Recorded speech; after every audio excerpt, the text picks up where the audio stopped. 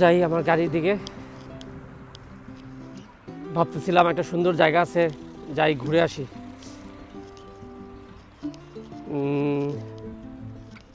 চলুন যাই, ঘুরে দেখে আসি জায়গাটা কীরকম, আপনাদের ভালো লাগে কিনা। সঙ্গেই থাকুন।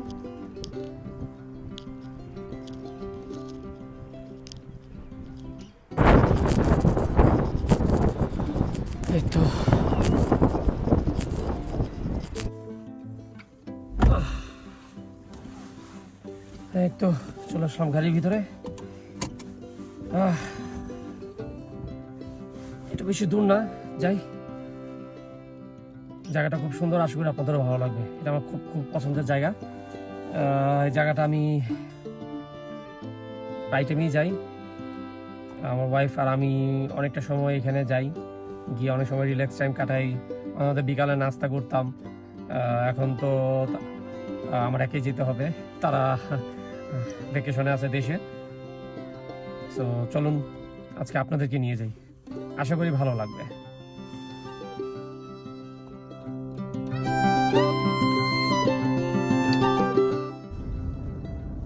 এখানকার রাস্তাঘাটগুলি এত সুন্দর যে দেখলেই মনে হয় যে ড্রাইভ করি। আমার প্রথম থেকে ড্রাইভ অত ভালো লাগতো না, কিন্তু যখন চালানো শুরু করছি তখন এর পরে থেকে এখন অনেক ভালো করে, এখন ভালো লাগে, এনজয় করি। কারণ এখানে কোনো জ্যাম নেই, কোনো গ্যাদারিং নেই, রাস্তাঘাট এই যে দেখুন কত সুন্দর খালি খালি রাস্তা। এখানে সবসময় এরকমই থাকে, এখানে কখনোই কোনো ট্রাফিক থাকে না, কোনো অতিরিক্ত যানবাহন, তার মধ্যে অতিরিক্ত কোনো রিক্সা, অটো, সিএনজি এইসবের কোনো ঝামেলা নেই, যার কারণে খুব রিল্যাক্সে গাড়ি চালানো যায়। আমরা যখনই ড্রাইভ করি ফুল ফ্যামিলি ফ্রেন্ডস সার্কেল আমরা ভালোই এনজয় করি, কারণ জ্যামে বসে থাকতে হয় না। এটা হলো সবচেয়ে বড় এনজয়মেন্ট। আমাদের বাংলাদেশেও আশা করি একসময় এরকম রাস্তাঘাট এরকম সব কিছু হয়ে যাবে, সরকার যদি টুকটাক কিছু কিছু স্টেপ নেয়। আমাদের বাংলাদেশে করার অনেক কিছুই আছে, শুধু একটু আইন শৃঙ্খলা, গভর্নমেন্ট যদি ভালো মতো কাজ করে তাহলে অবশ্যই বাংলাদেশকেও আস্তে আস্তে করে এরকম একটা নিয়মের ভিতরে নিয়ে আসা যাবে। আমার বিশ্বাস বাংলাদেশে অনেক ভালো ভালো মেধাবী মানুষজন দিয়ে ভরপুর আছে, শুধু যদি সঠিক জায়গাতে কাজে লাগানো যায়। কারণ এই আমাদের বাংলাদেশি ভাই বোনেরাই বিদেশ আসার পরে সেসব জিনিসই করে, সেসব নিয়মকানুন মেনটেন করে, সেসব কিছুই করতে পারে যেগুলি আমরা দেশে করি না, করতে চাই না। কারণ ওই যে আমাদের পারিপার্শ্বিকতাই এরকম যে আমরা চাইলেও করতে পারি না। বলবো এগুলো নিয়েও অনেক কিছু বলবো, যে আমরা ওইখানে আসার পরে কিভাবে শিখতে পারছি, কিভাবে নিজেকে এখানকার পরিবেশের সাথে মানায় নেওয়ার মতো অ্যাবিলিটিটা তৈরি করছি। দেখুন কত সুন্দর, সবাই যা যা মতো সাইডে পার্ক করা, কোনো রকম নিয়মের বাইরে কেউ কিছু করে না। এখানে পার্কিং এর জন্য আলাদা জায়গা করে দেওয়া আছে, যা যার মতো সবাই পার্কিং করে ফেলবে। আর পার্কিং যদি না পায় তাহলে অন্য দূরে হলেও পার্কিং খুঁজে বের করে তারপর করবে, কিন্তু কখনো রাস্তার মাঝে বা দাগের বাইরে করে এইভাবে গাড়ি রাখবে না, যাতে করে অন্য 2-3টা গাড়ি চলাচলের সমস্যা হয়ে যায়। এগুলি হইতেছে যে নিজের ব্যক্তিগত মন মানসিকতা, নিজের নর্মাল সেন্স, যেটা আমরা অনেক সময় দেখা গেছে যে আমাদের দেশে এটা কাজে লাগাই না। আমি জানি আমাদের দেশের মানুষদের ভিতরে যথেষ্ট পরিমাণ এই সেন্স আছে, কিন্তু কি একটু কাজে লাগাইতে হবে আর কি। ইম্পসিবল কোনো কিছুই না, চাইলেই সব কিছু পসিবল। যদি মানুষের একটা পুরোপুরি একটা সমাজ গোষ্ঠীর যদি সেই ইচ্ছাটা থাকে যে আমরা পরিবর্তন করবো, আমরা অবশ্যই চাইলে পরিবর্তন করতে পারবো। আর এই ব্যাপারেও কথা বলতে বলতে এক সময় চেষ্টা করবো যে আমাদের দেশীয় ভাই বোনরা যারা আছে তারাও একটু যদি এই সিভিক সেন্স যেটাকে বলে সোশ্যাল সামাজিক যেই মেধাটা দরকার, যে সামাজিক যে কাজগুলি আমরা সাধারণ জনগণদের করতে হয়, সরকারের উপর সব দোষ দিলে তো হয় না। কিছু কিছু কাজ আছে যেটা আমাদের নিজের থেকে করতে হবে, যেমন শহরকে পরিষ্কার রাখা। দেখেন একটা ময়লা নেই রাস্তার ভিতরে, একটা কোনো ডাস্টবিন ভাঙা দেখা যাচ্ছে না, তার মধ্যে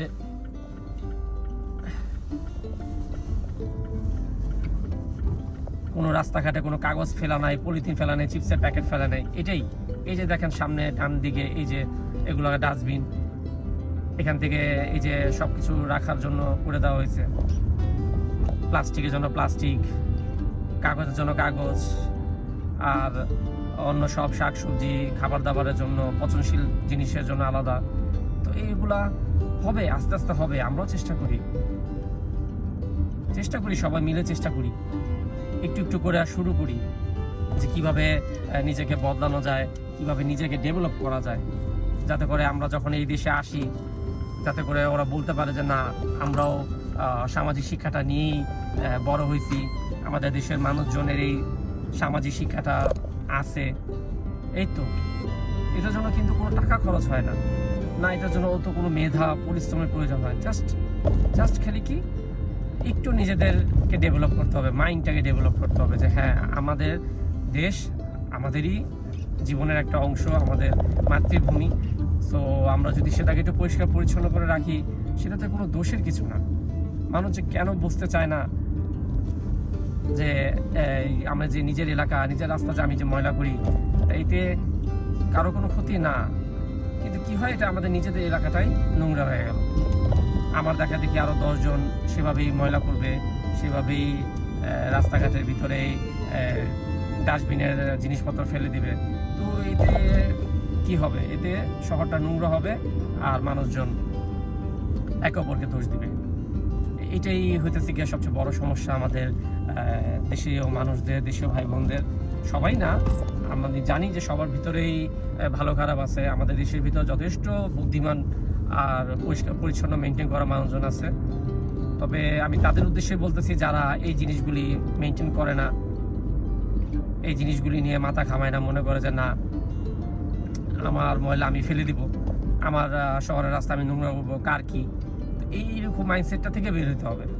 চেষ্টা করি, একটু চেষ্টা করেন, অবশ্যই পারবেন। এই যে আমি এত দূর আসলাম, এতটুকু রাস্তার ভিতরে কোথাও কি দেখেছেন কোনো একটা ময়লা, একটা কাগজের টুকরো পড়া রাস্তাঘাটে? দেখেন কতটা ক্লিন থাকে। এমন না যে এখানে রোজ পরিষ্কারের গাড়ি ঘুরে রাস্তাঘাট পরিষ্কার করেন, না, এখানে মানুষজনই নিজেদের মতো করে সব পরিষ্কার পরিচ্ছন্ন করে রাখে। কেউ কোনো ময়লা ফেলে না, কেউ কোনো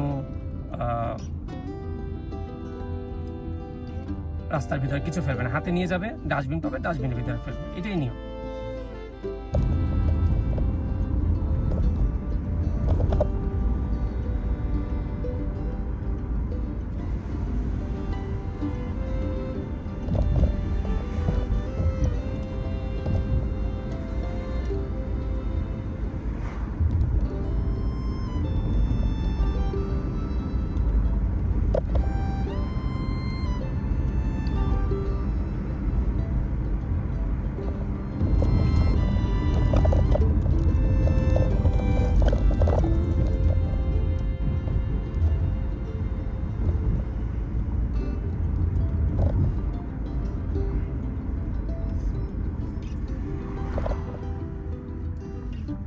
এখানে রাস্তাঘাটের নিয়মকানুন খুবই কড়াকড়ি।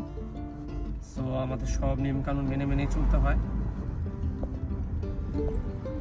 এই কারণে এই দেশে দুর্ঘটনা খুবই কম ঘটে, কারণ সবাই যার যার জায়গা থেকে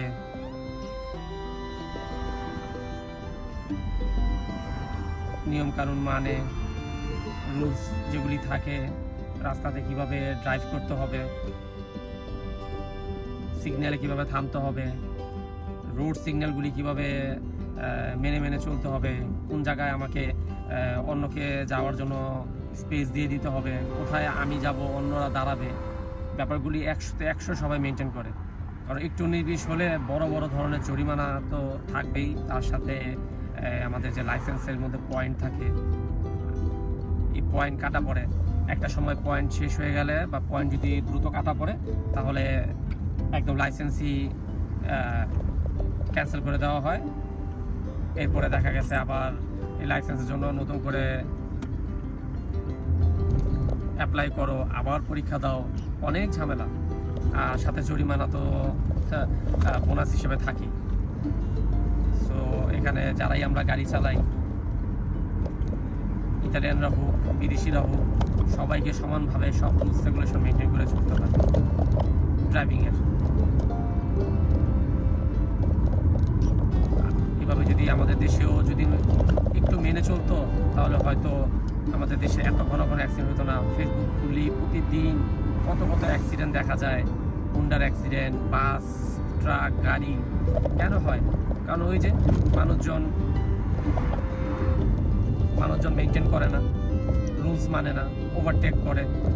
এখানে ওভারটেক একদমই কেউ করে না, এখানে ওভারটেক করার মতো স্কোপই নাই, কারণ সবাই যার যার মতো স্পেস পায় রাস্তাতে চালানোর মতো, তো ওভারটেকের প্রয়োজন পড়ে না।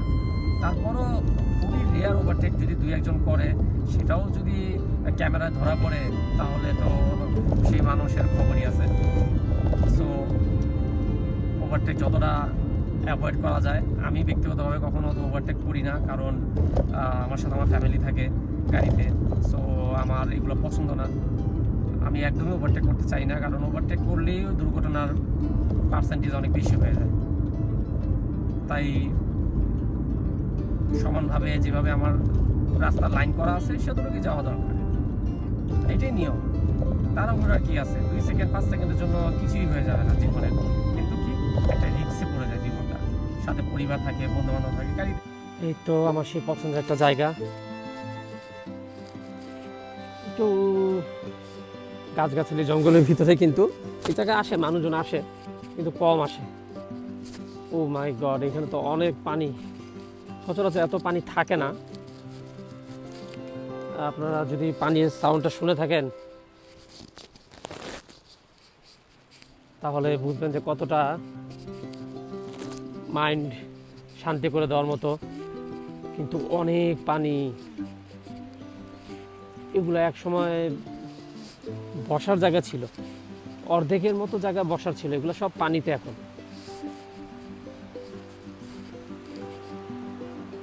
মনে হয় ইতালিতে অনেক দিন ধরেই খুব বর্ষণ হচ্ছে, খুব বেশি বৃষ্টি, যার কারণে পানির লেভেল অনেক হাই হয়ে গেছে। নাহলে এই যে এই জায়গাগুলি, এগুলোতে আমরা বসে বারবিকিউ করছি, পিকনিক করতাম, ফ্রেন্ড সার্কেল, ফ্যামিলি, আমরা এখন এগুলো সব পানির নিচে। ওই যে যে গাছটা দেখা যাইতেছে, এগুলা সব একটা পাথরের সম্পূর্ণ একটা জায়গা ছিল, পাথর দিয়ে ঢাকা, পাথর রাখা, যেখানে সবাই বসে এসে পিকনিক করতে পারে, কেউ চাইলে বারবিকিউ করতে পারে, ফ্যামিলি একটা ভালো টাইম কাটাতে পারে। কিন্তু বোধহয় আজকে আর এই জায়গাটা এইভাবে দেখানো হলো না। আমিও অনেকদিন পরে আসলাম, কারণ বিগত কিছুদিন একটু কাজে ব্যস্ত ছিলাম, যার কারণে আসা পড়ে না। কিন্তু ওই অল্প কিছুদিনের ভিতরেই প্রচণ্ড পানির লেভেল বেড়ে গেছে, এতটা পানির লেভেল কখনো হয় নাই, এত বছর আমি কখনো দেখিনি। এখানে আরেকটা রাস্তা আছে, ওই সাইডটা যাই দেখি, ওই সাইডটা তো আরও বেশি পানি দেখা যেতেছে। আসেন আপনাদের একটু পানির স্রোতের আওয়াজটাই শোনায় নিয়ে আসি। পানির স্রোতের যে আওয়াজটা, এটা আসলেই ব্রেনের জন্য খুব ভালো কাজ করে, খুব সুদিং একটা কাজ করে।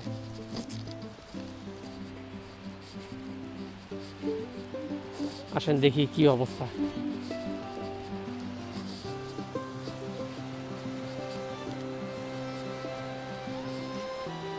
ও ওয়াও, কি পরিমাণ পানি, কি পরিমাণ স্রোত, অবিশ্বাস্য।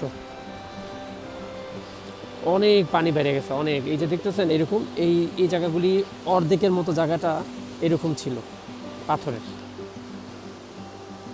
এখন এগুলো সব পানিতে তলায় গেছে। অবশ্য আর 1-2 মাস পরে এগুলো আবার ড্রাই হয়ে যাবে, সামার আসার সময় হইতেছে, যখন সামার চলে আসবে তখন এগুলো সব শুকায় অর্ধেক হয়ে যাবে এই নদীটা।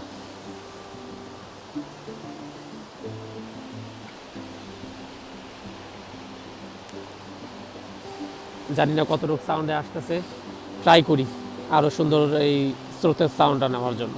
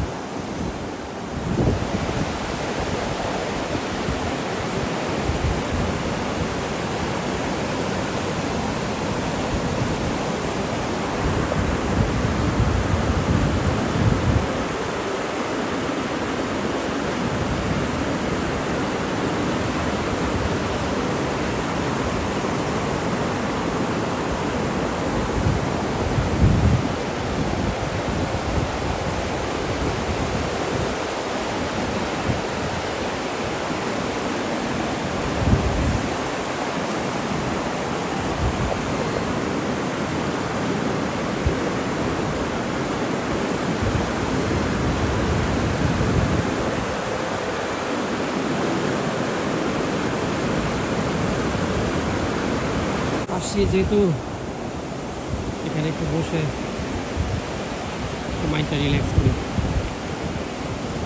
সুন্দর ভাবে ভালোই লাগছে। সেই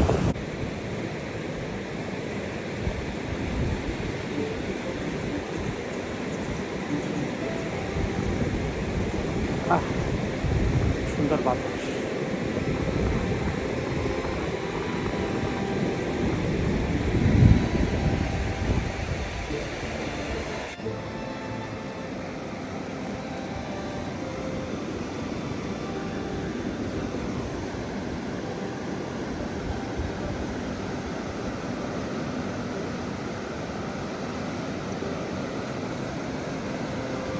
ভাবতেছি এখানে ছোটোখাটো একটা ক্যাম্প করে শুয়ে থাকা যায়। এখানে একটা ভালো জায়গা আছে ঘাসের, দেখি একদিন ক্যাম্প নিয়ে আসবো, ক্যাম্প করে একটা সুন্দর আরামের ঘুম দেওয়া যাবে। আইডিয়াটা খারাপ না, ট্রাই করে দেখা দরকার। এখন তো রোজার মাস, না হলে এখানে এসে লাঞ্চটাও করা যায়। ভিতরে বসে পানির আওয়াজ শুনবো, শহরের কোলাহল নাই, কোনো আওয়াজ শব্দ নাই, শুধু আমি, প্রকৃতি, আমার ক্যাম্প আর আমার লাঞ্চ।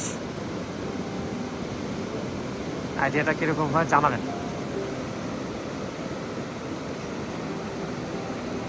আর আপনাদের সাথে শেয়ার করুন।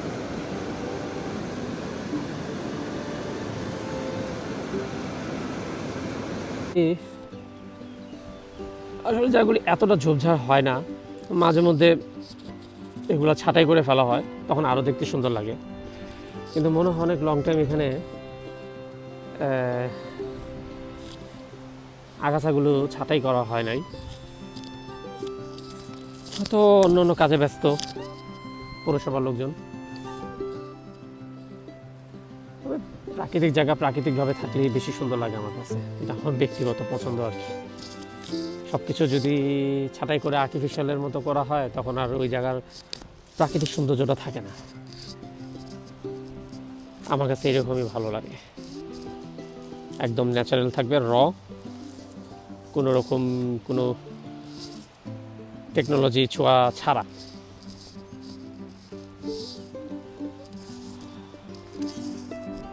কতটা শান্তি, নিরিবিলি পরিবেশ। একটু হাঁটি,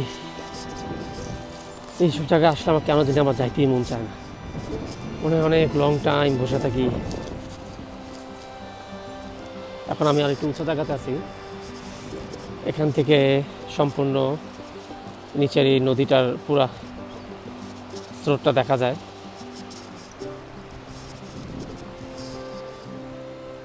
শুধু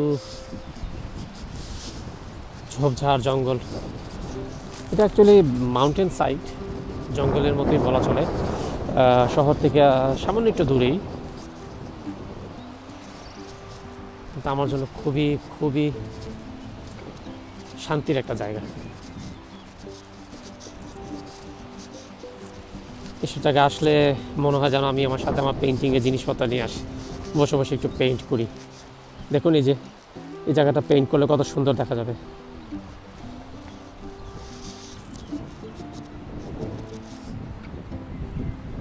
এখানে একটা পুরান,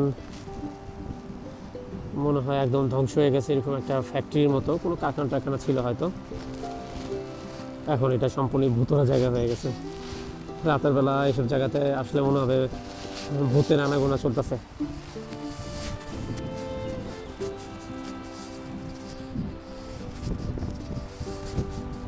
সম্পূর্ণটাই খালি, কোনো মানুষজন নাই।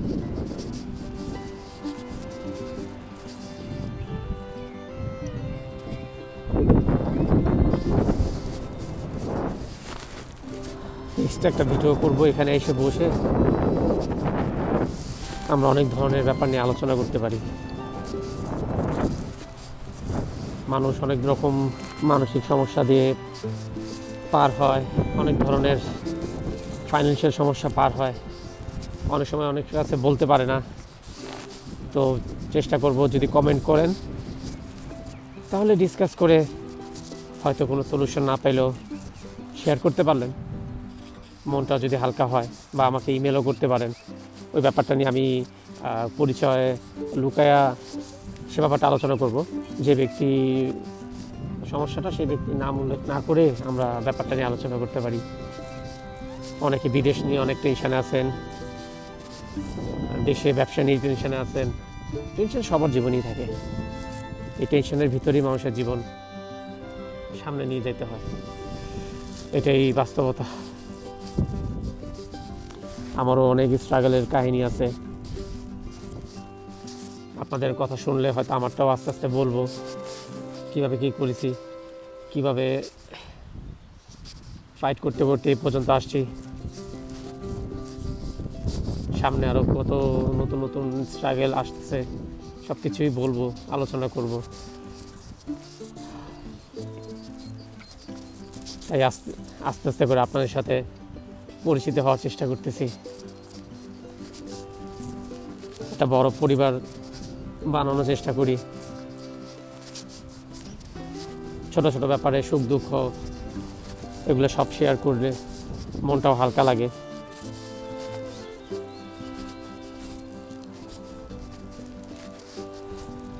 তো আজকের মতো এই পর্যন্তই। ভালো থাকবেন, সুস্থ থাকবেন,